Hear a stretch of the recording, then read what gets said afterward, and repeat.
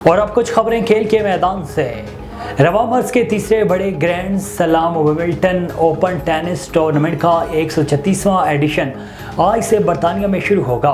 Wimbledon open tennis tournament all England lawn tennis اور croquet club Wimbledon میں کھیلا جائے گا۔ میگا ایونٹ کی ایسوسی ایشن ٹینس کا 136واں جبکہ ورلڈ ٹینس ایسوسی ایشن کا 129واں ایڈیشن ہوگا۔ میگا ایونٹ گراس کورٹ پر کھیلا جائے گا جس میں دنیائے ٹینس کے نامور کھلاڑی ٹائٹل کے حصول کے لیے ان ایکشن ہوں گے۔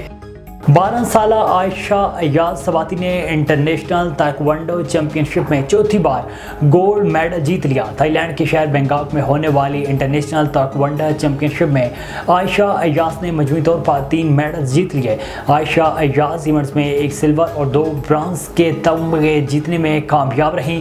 عائشہ ایاز نے انڈر 12 کی کیٹیگری میں کامیابیاں حاصل کی۔ عائشہ ایاز نے چیمپئن شپ کی بہترین کھلاڑی کا اعزاز بھی اپنے نام کیا۔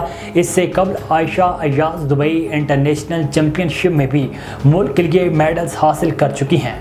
لاہور ہائی کورٹ نے چیئرمین پاکستان کرکٹ بورڈ کے انتخابات روکنے کا حکم امتناعی واپس لے لیا۔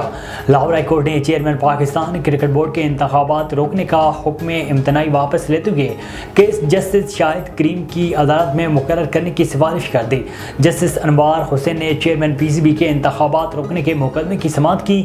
سرکاری وکیل نے عدالت کو بتایا کہ اسی طرز کی درخواستیں جسٹس شاہد کریم کے پاس زیر سماعت ہیں، اس درخواست کو بھی ان کے پاس سماعت کے لیے بھجوا دیا جائے۔ سرکاری وکیل نے استدعا کی کہ جسٹس شاہد کریم نے اس قسم کی درخواست پر حکم امتناعی جاری نہیں کیا، حکم امتناعی کو واپس لیا جائے۔